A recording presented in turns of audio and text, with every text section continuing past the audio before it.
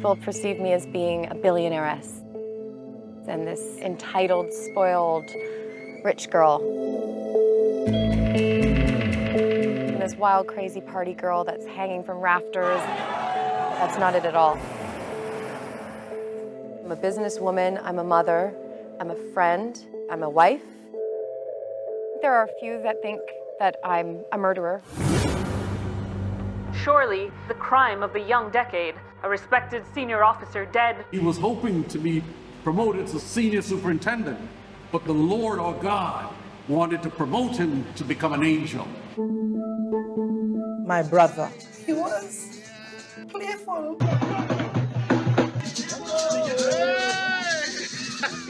He was a very happy person. Henry Jamot, from everything we know, was a very jovial guy. He loved his family. He loved sports. He loved music. He go all the way for his friend.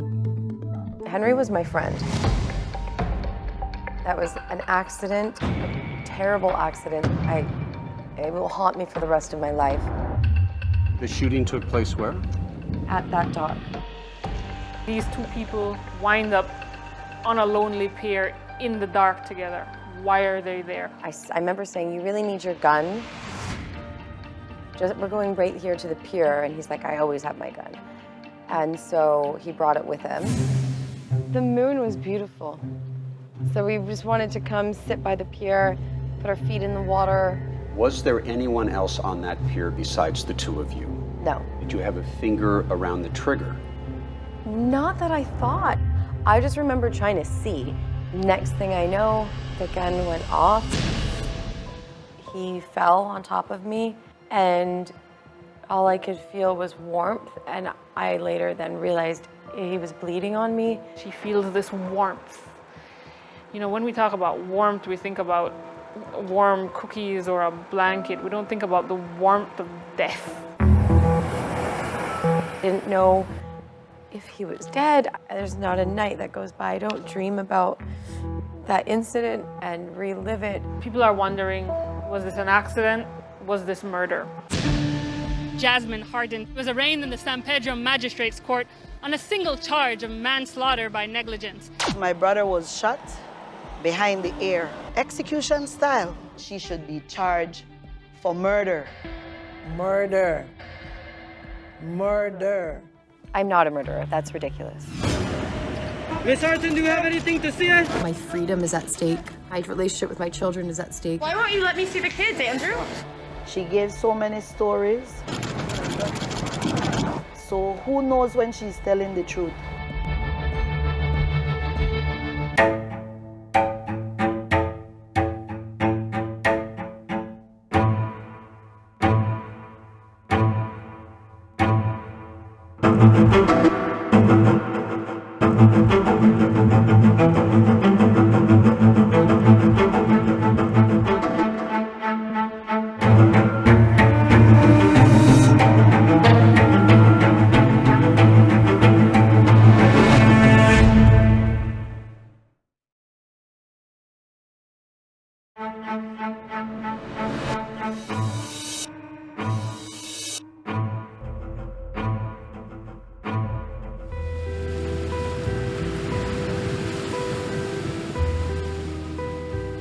I think a lot of people misjudge me.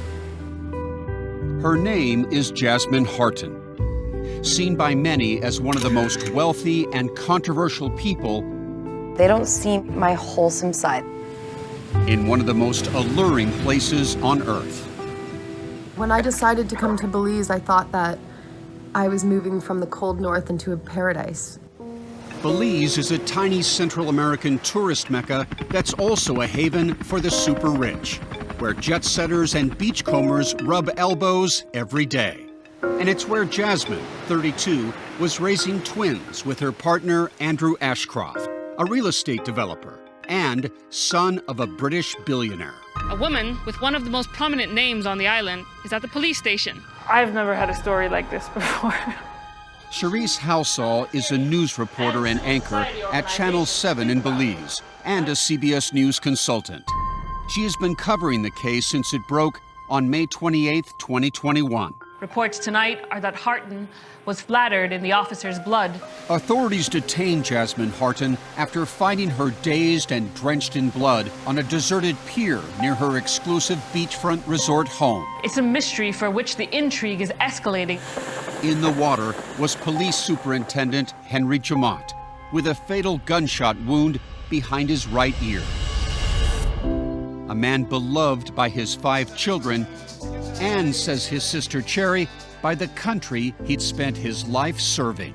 He had done a great job for the country of Belize. We will purchase shoes for some of the needy kids within the villages around. With a respected police officer dead and a wealthy, powerful woman in a concrete jail cell, there were rampant rumors about Jasmine Hartin and Henry Jamont. Were drugs or infidelity involved? The speculation was fueled by reports that Jasmine's account of that night had changed. According to Channel 7, the first account she told was the fatal shot may have come from a passing boat. Why would she have ever told such a wild story about a boat? After a jailhouse visit with a lawyer, Hartin admitted she fired the fatal shot, accidentally. Hartin was charged with manslaughter by negligence and eventually released on bail. The things that are at stake right now is my relationship with my children, my freedom, my business, my money, my character, my reputation, and my life is at stake. Tonight, you will hear Jasmine Hartin tell her side of the story. It's a story that begins in her childhood. She insists she was never a spoiled rich kid. I think because I grew up the way I did, all of that has prepared me for what I've just endured. She says she grew up poor in Canada as one of 9 siblings in a small farming community. Do you remember being hungry as a child? Of course, yeah, many times. Jasmine's mother, Candace Casleone, says food was in such short supply, she'd trick a local donut shop to give her stale pastries to feed her kids. I went in and told them I was a pig farmer. I needed the donuts for my pigs. The kids thought it was awesome. She went to high school in a hard-scrabble neighborhood of Kingston, Ontario, and set her sights on a career in dentistry, hoping to help the needy. I started to do dental missions. And Belize? I saw an opportunity to come down and do a mission here for dentistry. She arrived in Belize in 2014. She set up shop on an exclusive island called Ambergris Key and made a splash on the social scene, acquiring a reputation as a party girl. And in 2015, she met someone who would change her life. By then, she was working as a realtor, and he was a potential client. There was something intriguing about his level of confidence. It was Andrew Ashcroft. I thought he was very clever, very funny, very witty. Andrew is a son of Lord Michael Ashcroft, a well-known conservative political figure in his native Great Britain, who'd built a billion-dollar business empire with extensive holdings in Belize. They reportedly have included ownership stakes in the phone company, 2 of the biggest banks, a TV station, even the main port. Once you learned that Andrew Ashcroft is the son of a billionaire, how did that impact you in your relationship? So I was curious about it. Were you in any way attracted to his wallet? No. But the potential? I wanted to build something together. I wanted us to be partners. They got engaged in 2016, and the next year had twins, Charlie and Ella. It was just months earlier at a brunch that Jasmine had met the other man who'd become a central figure in her future, a high-ranking police official on the island, Henry Jamont. Henry's a lot of fun, and we would get together often with groups. Jasmine says he was on the island for about another year before being transferred, and they got to know each other well.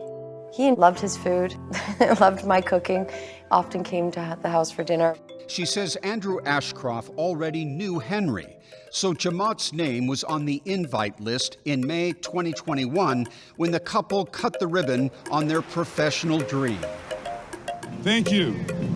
A Marriott-branded resort worth millions. It was just weeks before the shooting. For Jasmine and I, it marks the fulfillment of a dream to create the Alaya Resort. Jasmine Hartin seemed to have it all. Opulent lifestyle, lovely family, and links to a powerful dynasty. Her life may have looked perfect, but she says by then, behind the curtains of the 5-bedroom beachfront condo she shared with Andrew and the children, there was trouble. Andrew and I have had a very rocky road. They tried to make it work, says Jasmine, though they never officially married. We weren't even sleeping in the same rooms. And she says they were essentially leading separate lives. So on a dark night in May 2021, when Jasmine Hartin suddenly found herself in trouble at a party, she called for her friend, Henry Jamaat. I said, please come pick me up. This is bad.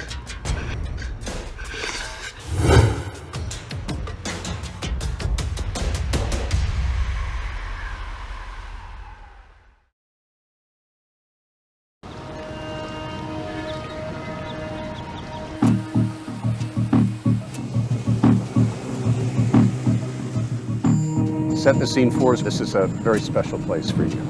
Yeah, it used to be a very special place, but now brings back a lot of very sad memories. This is Grand Colony. So that building in the back is where I lived. At the glittering center of Jasmine Hartin's world was a fantasy. The luxurious beachfront hotels of the Ashcroft Empire in San Pedro on Ambergris Key, Belize. San Pedro is where all that money comes in, rolls in, and rolls out. Here, accommodations can go for upwards of $1,000 a night. It is just a few barefoot steps across the sand, but a world away from everyday life in this Central American nation, where the average salary is around $800 a month. There's an element of race in that expats do not tend to socialize within the Black community. I'm standing in front But of the reporter Charisse Housall says Jasmine Hartin and Henry Jamaat's life journeys cut a path that straddled both worlds. Henry Jamaat is friends with a wide range of Belizean society. As at ease with the Ashcrofts and their enormous wealth as he was with the working class people he grew up with. You called him king. Yes. He's the king. Yes, he's the king. My parents named him king because he's one and only boy in the family. A king who followed in the footsteps of his sister Cherry. Yes, we are both police officers. And was your brother a good cop? A very good cop, very strict. We're trying to bridge the gap between the community and the police. Henry Jamaat is an upstanding officer. And I believe that by us a senior police official and a family man, dedicated father to 4 girls and a boy. Son, brother, friend to many, like Gene Lopez. He was a big fella, but he was friendly but stern. Tell me about the Henry that you knew. He would assist anybody if they need assistance. He's a very good man, loved by many. He have extended his love beyond the family limits. Did you become good friends? Well, yes. The more I got to know him, we had a lot in common. There has been a lot of talk around Belize that you and Henry Jamaat were more than friends, that you may have been lovers. That's not true. That's not true at all. You guys never had a sexual relationship? No. Still, the nature of their relationship would become the heart of this story.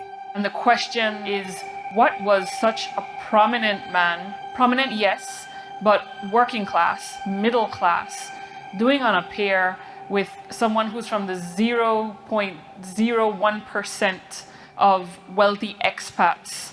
It just seemed like a mashup and a friendship that almost shouldn't exist. Whatever their relationship, it was Jasmine's reliance on the man known as King that set in motion the final days of Henry Jamot's life. It was May 22nd, 2021. Jasmine says she was at a party some 70 miles from home. A man followed me into the room and was quite aggressive with me. Verbally, physically? Physically, in a sexual manner. So in that moment, I fought him off me. I called Jamot right away. The man Jasmine calls her protector didn't hesitate. He drove an hour to come pick me up, and he kept saying, we need to really work on getting your firearms license. She says Henry Jamot wanted her to have a gun for protection. And you agreed to that? Yes. And when he had that conversation, did he show you his Glock pistol? Yes. He wanted me to handle it, to get a feel for it. This is what a Glock 17 looks like. When you got home, did you share what happened to you with Andrew? No, we weren't really sharing a lot with each other at all. And Henry Jamot posted on Facebook that he was now single. He posted something about being single, like after 14 years. And so, some 3 days later, it was Jasmine's turn to help her friend. The next thing I know, I get a text message from Henry saying, hey, can you hook me up at Grand Colony? I need to come out there for a couple days and just blow off some steam. He checked in on Wednesday, May 26. Correct. The next day, Henry went fishing with his best friend, Francisco Pani Arceo. He was happy as happy. I said, so what's up tonight? He said, well, I have a date. I said, who? He said, that one, I'm taking it to my grave. But he was smiling when he told me that. Were you that date? That's hard to say. If he called me a date, he may have just been pulling their leg or exaggerating truth. I'm not sure, but I'm definitely not a date. She says Andrew was supposed to join them, but as a full moon settled over the tropical Caribbean night, Jasmine met Henry alone. I had a police report that Superintendent Jamot had been killed on a pier in San Pedro. Just offshore from this pier, floating in the dark Caribbean Sea, Henry Jamot, shot dead. Next thing I know, the police are there. She had called the police herself. They took her into custody, where Jasmine reportedly spun her first version of how Henry Jamot died. Her story is that a passing boat shot Jamot. And that story is from Jasmine herself. From Jasmine herself. I don't remember saying that. Like, it was such a blur.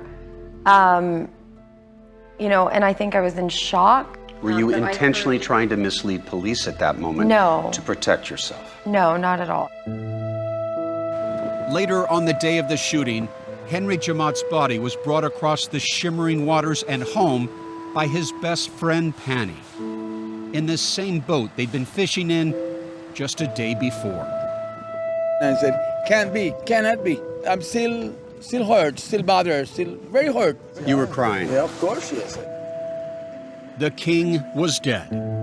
The woman with connections to a wealthy, powerful family sat in a cell at the police station. And then reportedly, that story she told about the bullet fired from the boat began to change. It's past midnight now. At the end of the pier, what happens?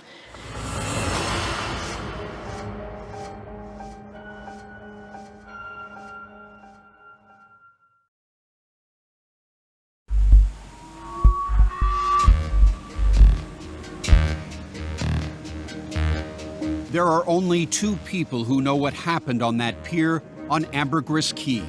One is forever silenced, allegedly shot with his own gun, a Glock 17 like this one.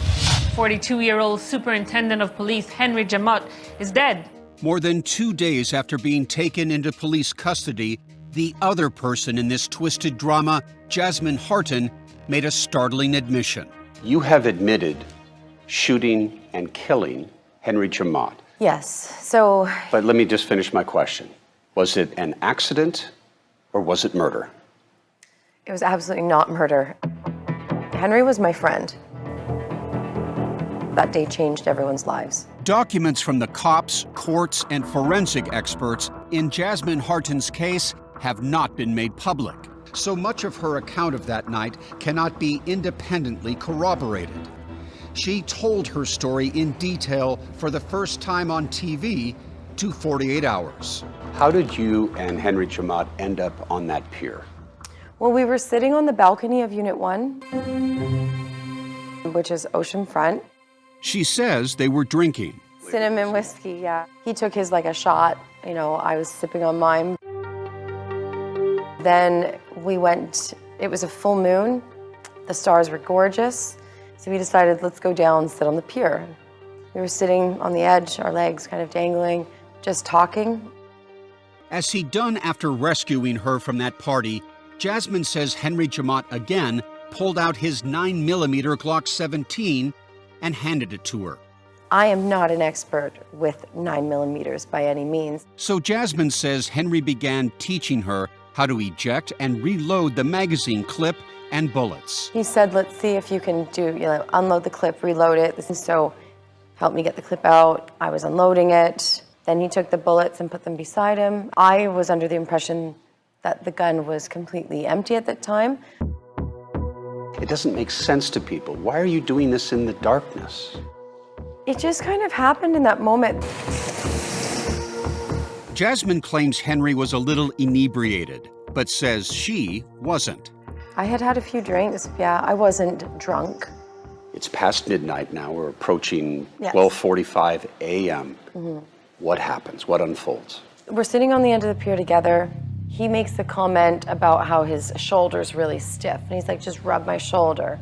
So I kind of scooched back behind him. Jasmine says she agreed to give Henry Jamaat a shoulder massage. And then, let's head inside, he said. So I said, okay. So he has the bullets to his left. He asked me to hand him the clip from the gun. And that's when I picked it up. I'm still kind of behind him a little bit. Like he's sitting like this, I'm kind of sitting like this. Who's holding the gun at that point? Me. So I reached for the gun to take the magazine or the clip out because he was going to reload it. He had the bullets there.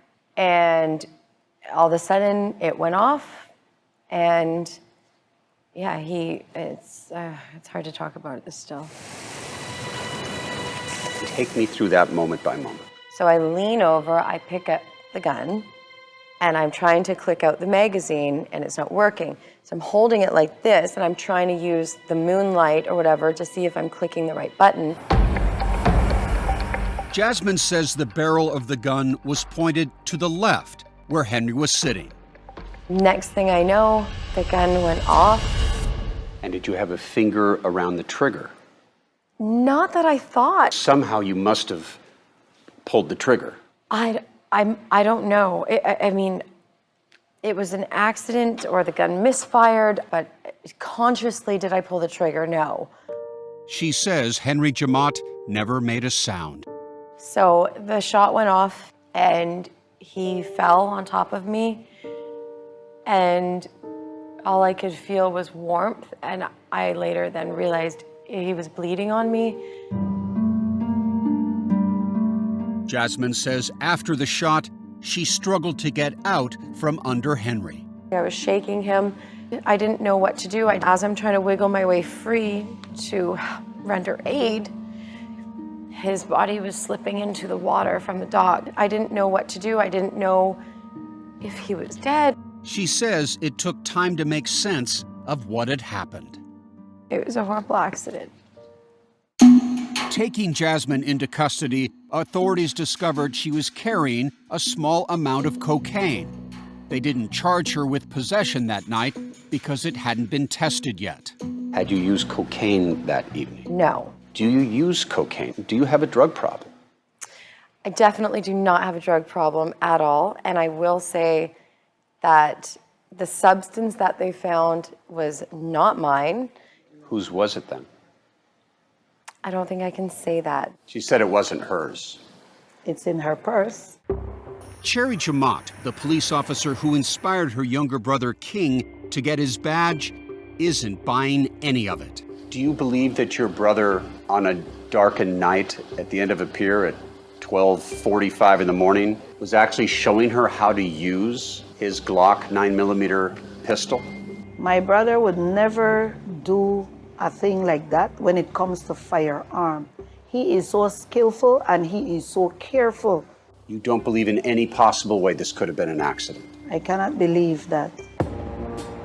Cherry is hopeful that when the ballistics report is revealed, it will lead prosecutors to upgrade the charge. Jasmine Hartin should be charged for murder and not manslaughter.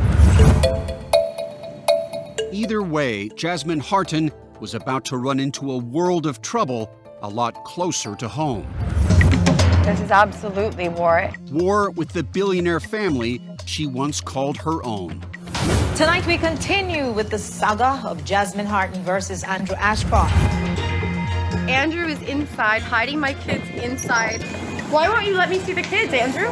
Why won't you let me see the children?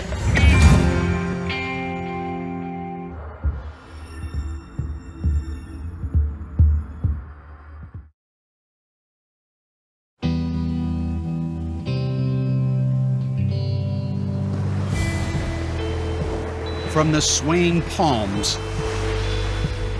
to the silent roads, journalist Charisse Housall and I went looking for Henry Jamott's hometown roots. Peter, this is the Hummingbird Highway in Belize, and it's the road to the culture capital, which is Dangriga. That's where Henry Jamott grew up, and where his family still lives. We followed the dusty, colorful streets of Dangriga. Let's stop at that greenhouse there. I'm looking for where Henry Jamott used to live. And we're led to Henry Jamott's nephew, Edel. This is it. He is clear on how his uncle died. Murder. And the whole family feels that way. Everybody feels that way. But authorities charged Jasmine Hartin with manslaughter, not murder. And publicly, investigators have never suggested any motive for her to have intentionally killed Henry. I had no motive to do that to my friend. But Henry's family believes the truth is revealed in how and where he was shot. My brother was shot behind the ear, execution style. That shot echoed through a town famous for its music and drums, the beat Henry Jamott loved, the heritage he was passing on to his children. We're getting close to the church where Henry Jamott's funeral was held. As he had in life, the 42-year-old public servant united the people of Belize. Wherever he goes, wherever he did, he shared that love with all of us. But how to comfort sisters who lost the brother they lovingly called king? And how to answer 6-year-old Henry III's question. How comes my dad haven't called me? While Henry Jamott was mourned by a nation, Jasmine Hartin was getting a different kind of attention. And, according to a prison official, the 32-year-old, who will be dealt with like any other untried prisoner, will become the only Caucasian among 1,041 inmates. Still, the people of Belize couldn't help but wonder if Jasmine's race, stature, and wealth might benefit her. Then she was locked up for 13 days. My cell was infested with cockroaches. Miss Hartin, do you have anything to say? When she finally made bail, roughly $15,000 US, it was paid for by an employee of the Ashcrofts. But Jasmine was already getting the feeling that her partner, Andrew, wanted her out of sight. The day that I got out, I was expecting to be reunited with my children at home, but instead I was sent to a house in the middle of nowhere by myself, without my children, without a phone. Andrew arranged for the house and for the twins to visit, but Jasmine claims he only allowed them to see her one time. Andrew claims Jasmine left the house before he could arrange another visit. And being apart from your children, what has that been like for you? That's one that will get me to cry. 2 weeks after making bail, Jasmine tried to visit the twins herself. My son and my daughter. At the Grand Colony. where she had lived with Andrew Ashcroft. It was then that chaos broke out. So this is me recording. This is part of the video Jasmine shot. Andrew's running so I can't see my children. Security is literally stopping me from seeing my children right now. In a statement, Andrew later wrote that Jasmine was shouting and cursing and behaving aggressively toward the hotel staff. You've been instructed by Andrew to stop me from seeing my children. That's correct? He's inside hiding. Why won't you let me see the children? She is startled 2 days later when she's arrested again, this time for assaulting a hotel staff member that day. All I did was try to collect my personal belongings and see my children. And authorities add a charge for cocaine possession from the night of the Henry Jamot shooting. This is absolutely ridiculous. Her bail is then revoked, and she's locked up again. But not for long. Tonight, after 4 more nights behind bars, Jasmine was out again. Her bail restrictions mandated she check in with police every day. A 4-hour round-trip drive across Belize from where she is staying. And so when you go in, what do you say? They ask me a series of questions: where I'm staying, my date of birth. But this day's check-in, just 2 weeks after the confrontation at the hotel, Why are you keeping my children from me, Andrew? would prove anything but routine. Authorities hand her an order to appear at a custody hearing, reciting Andrew's allegations. For a reason that the mother of the children hardly spends any time with the children. First of all, I was in jail. Andrew Ashcroft seeks full custody of his children because Jasmine is charged with causing the death of a police officer by negligence, as well as the assault of that hotel employee, and claims She is addicted to non-prescription and illegal drugs and a habitual drunkard. it's a vividly different description of the woman Andrew once welcomed into his rarefied world. In my opinion, this is absolutely war. This is absolutely gloves are off. The war would be about the custody of the children, a powerful family, and a building international scandal. Money, power, image, and reputation mean absolutely everything to that family. Next up in the war of the Ashcrofts, money. According to Jasmine, she's been cut off financially. You didn't have a bank account, a trust fund, nothing that you could draw upon. Not at all. Mr. Ashcroft, is she an unfit mother? Andrew Ashcroft declined to speak with 48 Hours, and his attorney says with legal proceedings underway, it would be quite ill-advised to grant an interview. The wheels had come off Jasmine Hartin's life in paradise, and she was running scared. I've been through what I would consider hell on earth. But the Jamot family says they're the ones going through hell as they continue to mourn the kind, conscientious man they believe Jasmine murdered. She gave so many stories, so who knows when she's telling the truth? Central to Jasmine's story is that she knew very little about handguns and that Henry wanted to teach her. But recently, images have appeared of Jasmine in Belize with a shotgun. What does that video tell you? That video tell me that Jasmine is well-versed, have wide knowledge of bigger firearms. This is you with a semi-automatic rifle. Yes? It has a magazine, a clip, so I'm guessing you know how to take out a magazine and reinsert it into a weapon. That picture was from 2012 when I was at a Las Vegas shooting range. They don't let you load your firearms. What the video doesn't show is that it really was probably my 10th attempt at the watermelon. I'm not very good with firearms. Jasmine says she knew next to nothing about handguns. I do not know how to handle a 9mm properly at all, as we can tell. It would come down to this. Was the gun used to kill Henry Jamot fired by accident? We asked an expert. Is it easy to accidentally fire this weapon?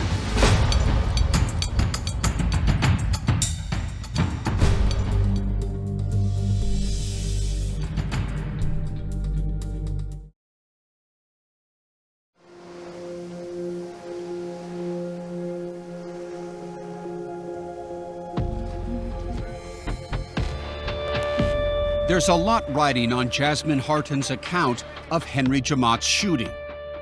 So we wanted an expert opinion about whether her story lines up. What are you holding in your hand? This is a Glock 17 9mm pistol. It's the same type of weapon that was used in the shooting incident that occurred in Belize. David Katz is a former DEA agent and a veteran firearms instructor who taught at the FBI DEA Academy in Quantico.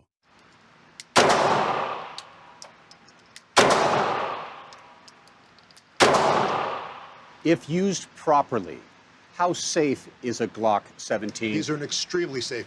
Katz says Glock handguns are designed to withstand almost any amount of jostling without accidentally firing. I could bang it, I could drop it, it's not going to go off. But Katz says there's one notable exception. A potential key to understanding what happened on that pier. We showed him portions of my interview with Jasmine. I'm trying to get the magazine out. As you can see from Jasmine's gestures, she says she was fumbling around to release the gun's magazine. If her finger was on the trigger and the trigger moved to the rear with 5 pounds of pressure, the gun's going to go bang. Pulling the trigger on Glock pistols can be easier than on some other handguns, says Katz. This is a Glock 40. And accidental trigger pulls could happen to anyone, even to veterans like this DEA agent who accidentally shot himself.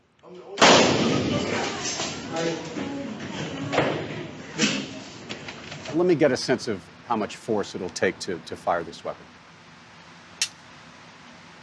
That feels pretty light to me. Yeah, it's 5.5 pounds. Consciously, did I pull the trigger? No. Even though Jasmine says she doesn't remember, she had to have pulled the trigger. There's no doubt about it. She pulled the trigger. Katz says trigger accidents can result from something called sympathetic contraction, in which contracting one hand muscle triggers others too. Let's assume you put your finger on the trigger in this position. You squeeze the bottom fingers, your trigger finger is going to similarly squeeze as well. Another possible factor, alcohol. Jasmine says both she and Henry Jamat had been drinking that night. There is no better way to get yourself hurt than by messing with firearms when you are impaired. I was under the impression that the gun was completely empty at that time. One or both of them could have unloaded the magazine, says Katz, forgetting there was a bullet ready to fire in the chamber. Based on what you've heard her say and what you know about the Glock 17, could this have been an accidental shooting? Yeah, it could have been. It's a troubling story from so many aspects, starting with why she's practicing in the dark. But then when she talks about where her hand was when the round went off, could it have been an accidental discharge? Absolutely, yes. We don't know what forensics, ballistics, or other tests authorities have conducted. Prosecutors aren't saying. I have no idea what evidence they have against me because they haven't released any of it yet. But Jasmine says Henry's sister Cherry confronted her when the two women met by chance in July of 2021. I said, Jasmine, why did you kill my brother? Her response was, I'm sorry, it was an accident. I told her, Jasmine, you don't know what you have done to my family. Do you believe you deserve any sort of legal punishment for what happened on that pier? I believe that it was an accident, and I do accept any punishment that comes my way. Under Belizean law, she could get as much as 5 years for negligent manslaughter, but also as little as a fine without any more jail time. It would be an injustice to the family. Ever since his funeral, Henry Jamot has watched over his family from a portrait on the wall. The children would sit in the sofa and they'd play with him up there.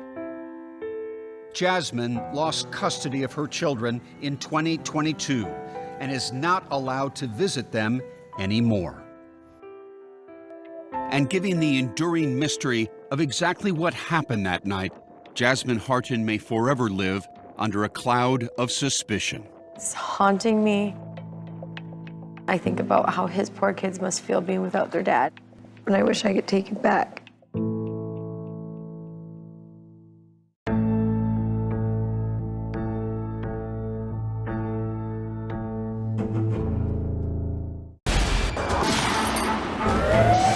"48 Hours. Don't miss an episode."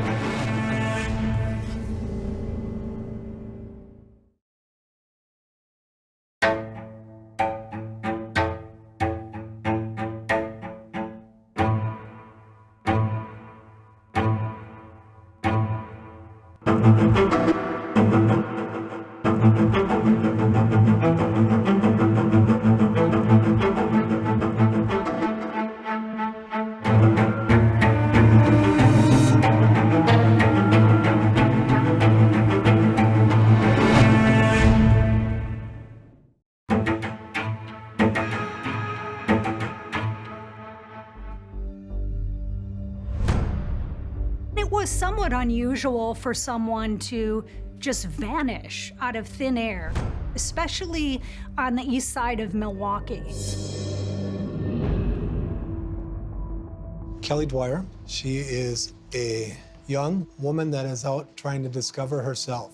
You see this bright-eyed, smiling, beautiful girl who really seemed to have a lot of life and vitality.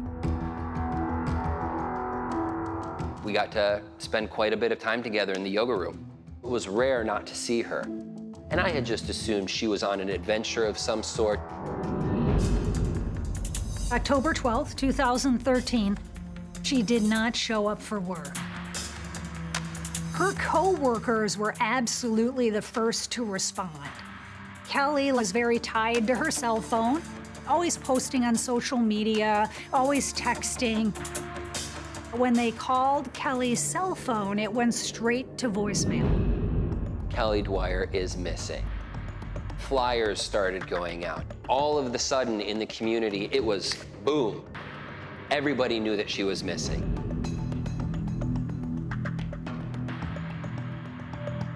There's a sense of urgency here. Absolute sense of urgency, for certain. Today, authorities and volunteers hunted for clues in her disappearance.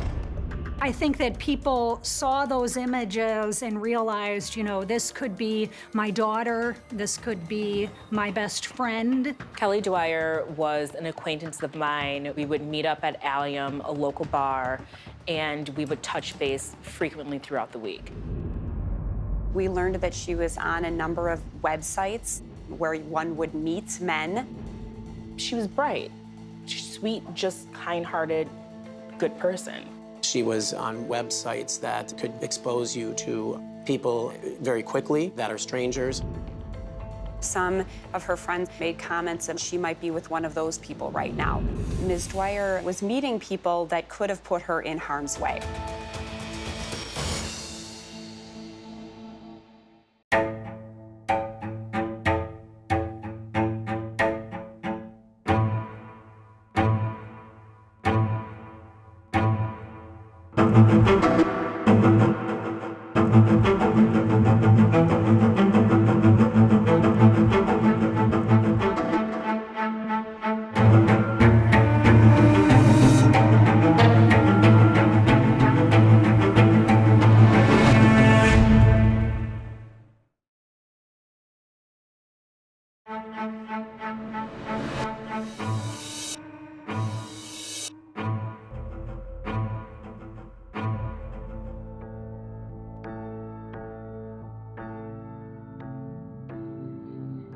It's like she vanishes.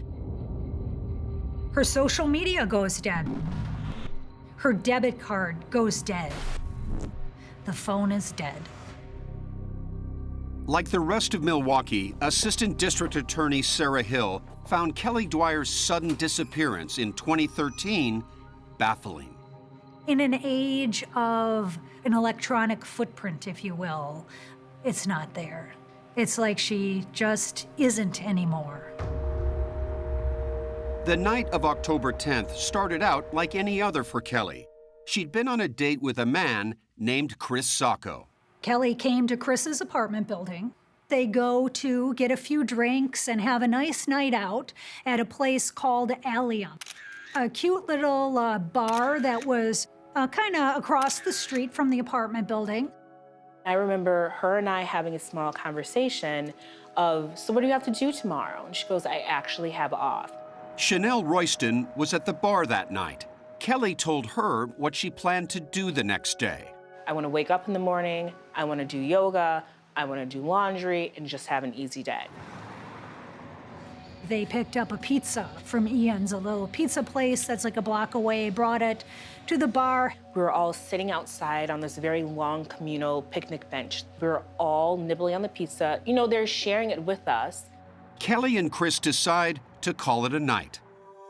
A little after 2 in the morning, they head back to Mr. Zacco's apartment building across the street. Kelly and Chris had been dating for about a year after being introduced through a mutual friend. Kelly had moved to Milwaukee in 2008 and gone to college. When we're in our early 20s, that's definitely a time of exploration when you're trying to find your own footing as an adult. That's it. Biceps behind the ears, lower your chin. She always greeted me with a hug. Kelly's journey of self-discovery had led to yoga class and instructor Ryan Hayter. She was always excited to see me and excited to get her butt kicked in my class. Keep your upper back strong. And her energy was just infectious. Kelly worked part-time as a nanny and as a salesperson for an athletic apparel store where her tight-knit co-workers were the first to sound the alarm when she missed a shift. They worked together and they played together. It's like she found her tribe. When was the last time that you saw Kelly Dwyer? It was just before her birthday. She was like, something big is gonna happen. I can feel it. This feels really important to me. Kelly had just turned 27, and her relationship with 38-year-old Chris Sacco seemed to be taking on greater meaning for her. Based on what her friends said, it certainly appeared to me that she was extremely interested in him, maybe even in love with him. Chris's mother, Joyce Fry. He was always into sports. He always had a lot of friends. He was a very good golfer. My dad took him out to the driving ranges. I think he put a golf club in Chris's hand when he was about 3. Chris graduated from Boston University with a degree in international business, but his love of sports led him to his dream job. He was a major Yankee fan, and they did hire him in their IT staff, and he just thought there could never be anything better. And where was his office? It was at the ballpark. That's at where Yankee Stadium? Mm-hmm. That's where his office was. Yeah. So he was in heaven. Yeah, he really was. But Joyce says Chris left New York in search of new opportunities, eventually landing in Milwaukee in 2009 and winding up at the relocation management company where she worked. He was the CIO, the Chief Information Officer. I became involved in Kelly Dwyer's missing person investigation. Catherine Spano, then a detective with the Milwaukee Police Department, would learn about Kelly and Chris's relationship. She says Kelly's reasons for dating Chris were obvious. He was educated, he was bright, he was smart. He had a job that paid him well. He had a nice car, a beautiful condo down on the east side. While some friends thought Kelly might have been in love with Chris, it seems Sacco might not have been on the same page. Chris Sacco described his relationship with Kelly Dwyer as friends with benefits. But it did seem Kelly was keeping her options open. Mr. Sacco did make promises to her that he was being exclusive with her, and she also dated some other people. Royston recalls another time not long before Kelly went missing. It was a very easy night here at the bar. Chanel was out at the Allium bar when Chris and Kelly invited her back to Chris's apartment at closing time. I went across the street with them for a nightcap. Walked out to the balcony to smoke a cigarette. Chris then joined me. He was smoking marijuana. Kelly was inside. I don't know exactly what Kelly was doing. Chanel says she got a bad feeling. I just had this urge that I needed to leave. Though she'd just arrived, she told Chris and Kelly she suddenly realized how late it was and that she had to work in the morning. I looked at Kelly, I said, I need to leave. And she looked up and said, are you sure? I said, yep, it's okay. It's just late, later than I thought. I need to go home, and I walked out. What was it? What was your sixth sense telling you? I don't know. It just, you weren't supposed to be there. Bad space, bad juju, you don't need to be here. Chanel wasn't the only one to get the sense that all might not have been right in Kelly's world. Kelly, like many women her age, had been active on several dating websites. Even though she was seeing Chris, and I'm thinking that that was the main person she was seeing, she was dating other people. There were other people and other men involved. And her friends were concerned. She made a few statements. They were usually prompted by the friends observing bruising on her wrists or her neck and wondering why she has those bruises. She told one friend, she kind of laughed about these bruises on her neck and wrists and laughed it off as a crazy night. Right. And changed the subject. Yes. As police faced the daunting task of finding Kelly, would her love life provide their first clue? There are some evil people out there.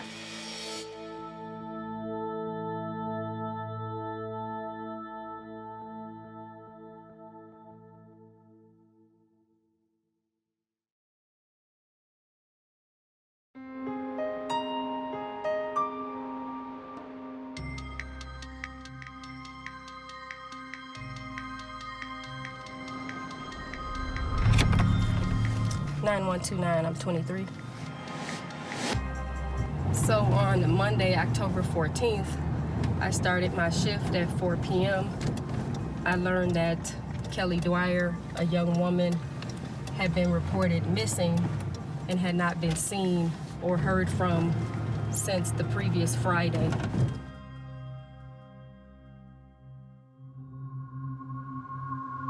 As Kelly Dwyer's family and friends continued to search for her, Milwaukee detective Tammy Trammell McLean arrived at the scene of Kelly's last known whereabouts 3 days earlier, Chris Sacco's apartment building. They come right through this door, and he actually holds the door open for her. You can see that on the video. Yes.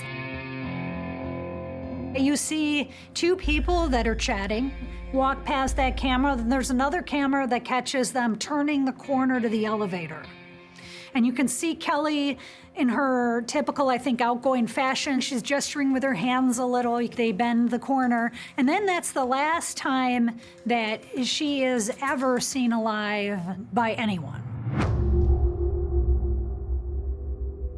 Now it was time to talk to the other person in that video.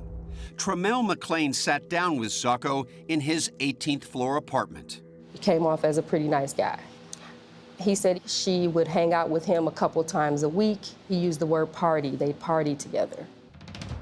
Somewhat shockingly, Sacco didn't hold back, telling police exactly what he meant by party, as he described how he and Kelly had ended their evening. They walk back and they do lines of cocaine. They have a couple more drinks. He says there was sex, and they both passed out on opposite ends of his couch. Sacco said Kelly left around 9 o'clock the next morning, adding that he heard the front door click shut behind her. There was only one problem with that. While I'm speaking with him, I get a text message from one of the other investigators who had been watching video downstairs with the manager. And he simply just says in the text, "She doesn't come out." As Tramiel McLean focused on how Kelly could have slipped out of this high-security building undetected, Zako seemed more interested in shifting focus away from himself. Well, you know, she's messing around with a lot of other guys. There's some other guy, you know, kind of trying to take the attention away from himself. That may have been Zako's intention, but that's not what happened. In your bones, in your gut, based on your instinct and your training and experience, you felt like you were looking at a suspect? Yes. Police needed a way to search Zako's apartment for evidence. Because he had told Tramiel McLean he'd used drugs there, they were able to get a search warrant. What'd you find? Lines of cocaine on top of a magazine, some canisters of marijuana in the refrigerator, painkillers, pills, and marijuana pipes, smoking pipes. They should tell you how cold it is in this place before they ask. Zako was arrested for drug possession. During his interview, he seemed flip, even when asked routine questions about his medical history. Anxiety, nothing like that. I have anxiety. They brought me in. Okay. But no, but I'm not taking anything for it. Okay, no problem. But no bipolar, schizophrenia. I suppose that's all open to interpretation by somebody. Zako's interrogation finishes abruptly. Let's call my lawyer. But while they had Zako in custody, police get a warrant to search his cell phone, hoping to find clues in Kelly's disappearance.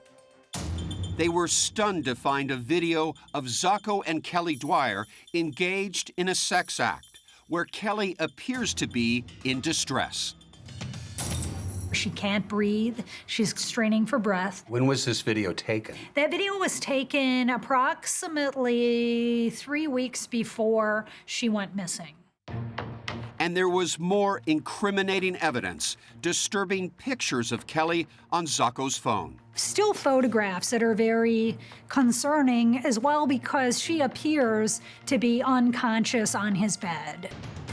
But police could not link those images to Kelly's disappearance. And despite Zako being a person of interest, they could only charge him with drug possession. But that search of his apartment led police to a bizarre discovery in his bathroom. During that first search warrant, the police observe the shower curtain hooks with the torn fragments of shower curtain. Not knowing what a torn down shower curtain could mean, and concerned that Kelly is never seen exiting the building, They then bring in a canine to conduct a sniff for the odor of decomposing human remains. And that police cadaver dog, Molly, would deliver some stunning results. There's an indication at the outside of the apartment door, in the parking garage on the level he parked his car, on the dumpster door on the 18th floor. Molly alerted on the hallway, guest bedroom, guest bathroom. She went on to the master bedroom, got up onto Chris Zako's bed. She's seen to be sniffing vigorously on top of his bed and gives her final formal trained alert. For police, that moment changed this case forever. They now believed Kelly was dead, and her final moments had been in Chris Zako's apartment. And if Kelly died on that bed, where did the body go? That's what we needed to find out. And Chris Zako had those answers, and at that point, it was turning into a homicide investigation. Not having enough to charge Zako and not knowing where Kelly's body could be, police searched Zako's home electronics for more clues. They examined an external hard drive and some discs that were found in his spare bedroom. What's on that hard drive? That hard drive has a number of hardcore child pornography videos. Very, extremely disturbing. Zako disavowed any knowledge of the child pornography police found. If you're an IT guy, you collect stuff. So you collect old hard drives, you collect discs, you collect, you just collect IT equipment. And that particular hard drive was from his former place of work in Boston. He didn't know it was there. And you believe him? I do believe him, yeah. It had been 2 weeks since Kelly disappeared.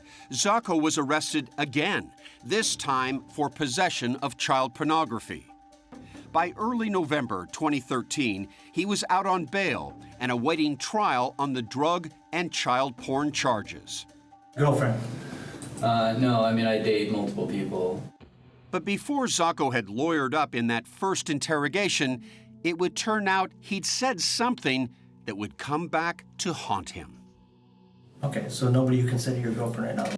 No, there's a couple girls that I would like to be my girlfriend, but it hasn't moved that seriously yet, I guess. Yeah. Sure. He began dating a young woman in 2009. He was living 2 different lives.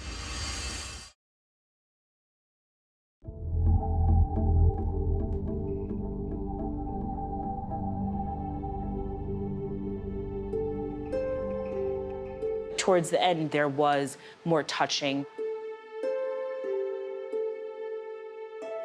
more of the smiling towards each other. There was more affection there than there had been towards the beginning. According to Chanel Royston, before Kelly Dwyer disappeared, it seemed her relationship with Chris Zacco was evolving. Did Kelly ever tell you that she was falling in love with Chris? She never told me, but you could tell, you know, how she would look at him, that she was looking for something more. And I think that she did love him at that point. It turns out Zacco may have been in love as well, with someone else. He was in a very serious relationship with a woman who he was dating at the time that he was seeing Kelly. And this young woman knew nothing about the relationship with Kelly. And did Kelly have any idea about this other woman? Absolutely not. And neither did investigators until this other woman's brother, Chris Zacco, after seeing Zacco arrested on the news, reported to police that his sister Megan had been dating Zacco for more than 3 years. When I went to interview the long-term girlfriend, Megan, I had a lot of photographs from the search warrants with me, and I was able to have her identify different objects within the apartment. They learned that a number of things were missing. She described that guest bathroom. There should have been a shower curtain. There should have been a little rug and some matching decorative towels. All of those things were gone, and she was surprised to see that. She identified the shower curtain hooks that were bent and torn, identified the fact that they were not like that when she had last been in there. And it's in that very bathroom where the sniffer dog had alerted detecting human remains. Exactly. Megan also identified one more missing item. There had been a large travel golf bag lying in front of the TV that had been there for weeks and weeks, that they literally would have to step over to get into the bathroom, and that was missing. A travel golf bag, possibly like this one, is commonly used by golfers to protect their clubs. It's all padded. Correct. Very large. Very large. It was padded, it was silver, and she thought it was maybe 2.5 feet wide. Detectives wondered if Zacco had a more sinister use for the bag. Could Kelly's body have fit inside that travel bag? Yes, absolutely, absolutely. But how did Zacco get that bag out of his apartment? There is no video of Zacco leaving on any of the 28 surveillance cameras in the building. There's no camera on the elevator, so he could take her body in the travel golf bag out of his apartment, into the elevator, down to the first floor, and out that door to the garage without being captured on any cameras. But there are cameras inside the garage, and yet no image of Zacco with that bag. The garage is the only area where the cameras would be motion activated. Some of the investigators think, hey, he just got lucky with it. It took months of painstaking work for Milwaukee PD investigators to piece together Chris Zacco's movements on the days after his date with Kelly Dwyer. Lieutenant Eric Gulbranson worked the case as both a homicide and cold case detective. At 10:06 a.m., we have Chris Zacco standing by the driver's side door. When he leaves that building, at 10:08 a.m., Kelly Dwyer's phone, it goes dead. What do you think happened to the phone at that moment? Broken, powered down, thrown in the water. The river is very close by. Zacco is next seen back in his garage 16 minutes later, standing by the trunk of his car.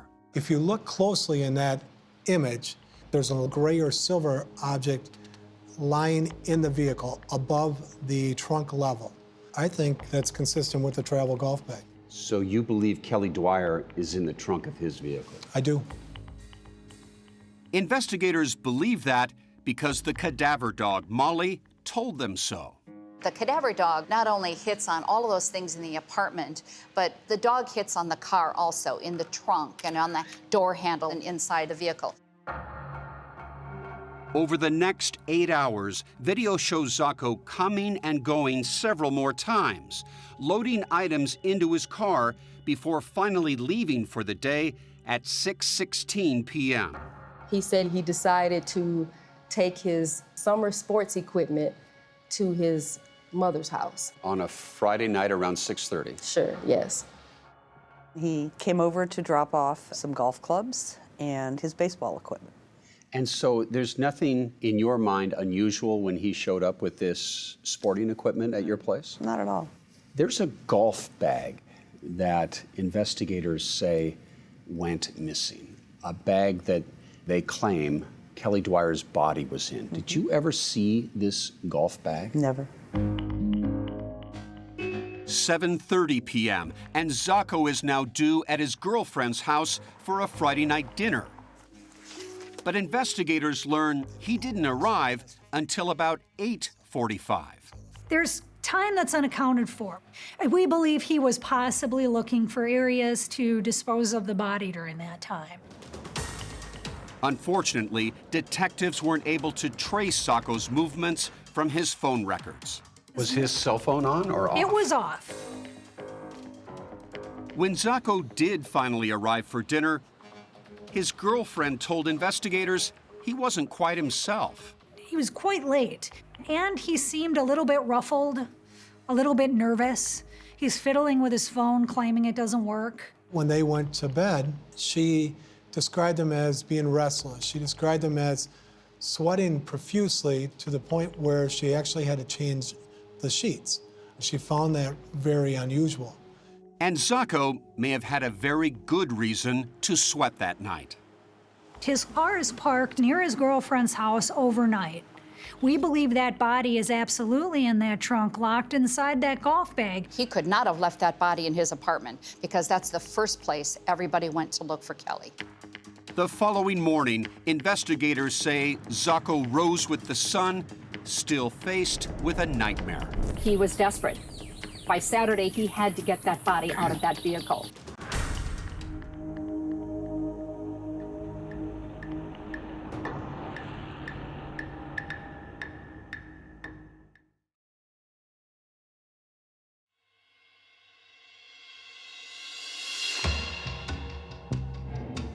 One day after Kelly Dwyer disappeared, Chris Zacco left his girlfriend's apartment and hit the road.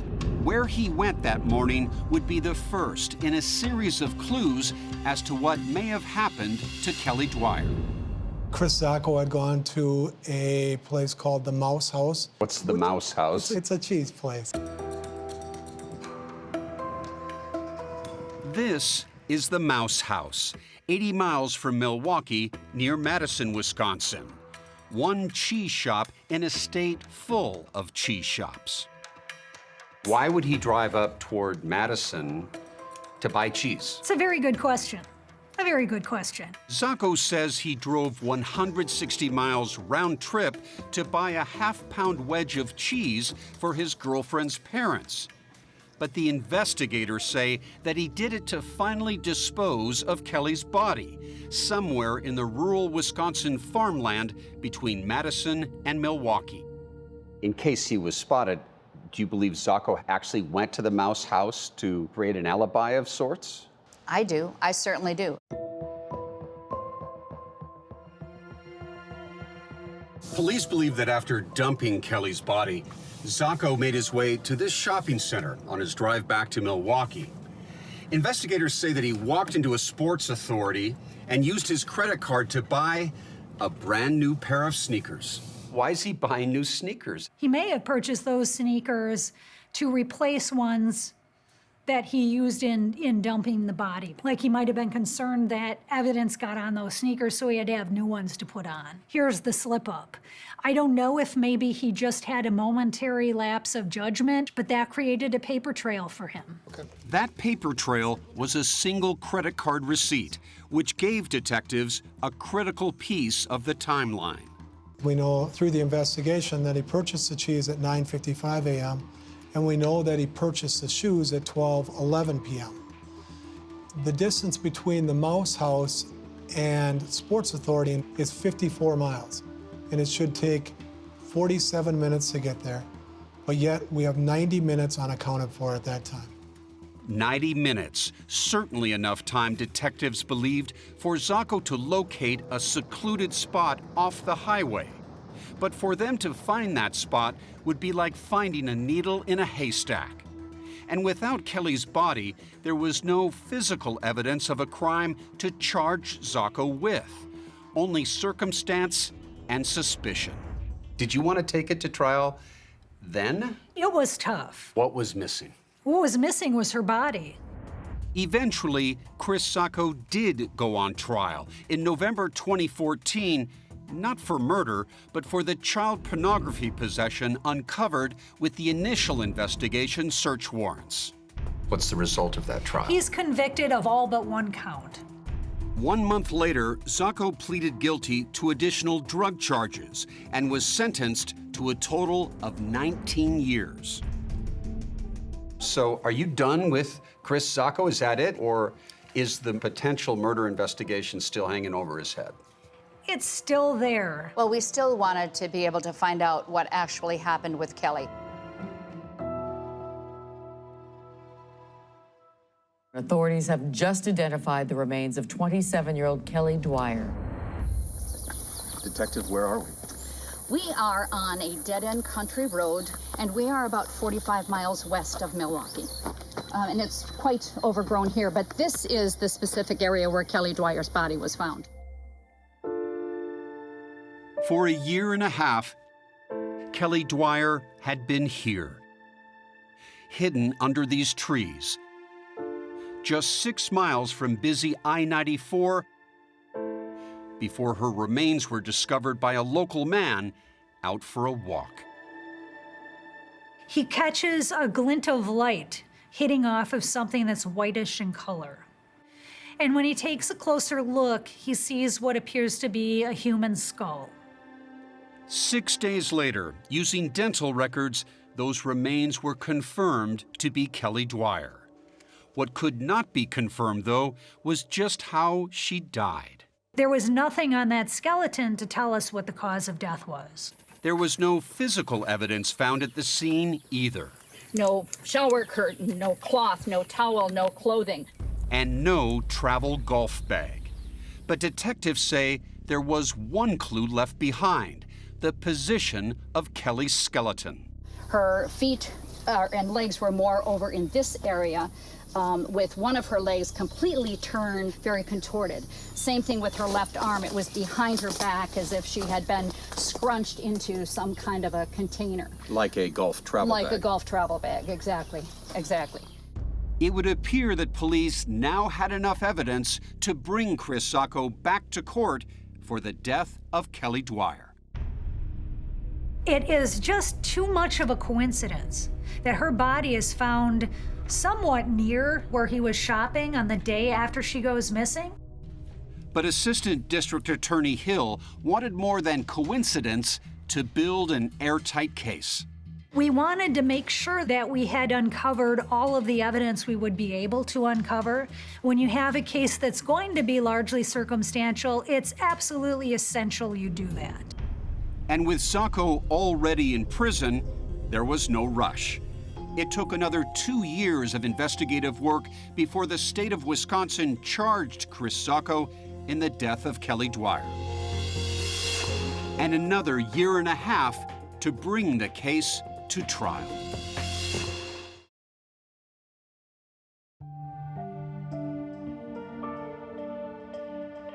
Good morning, ladies and gentlemen.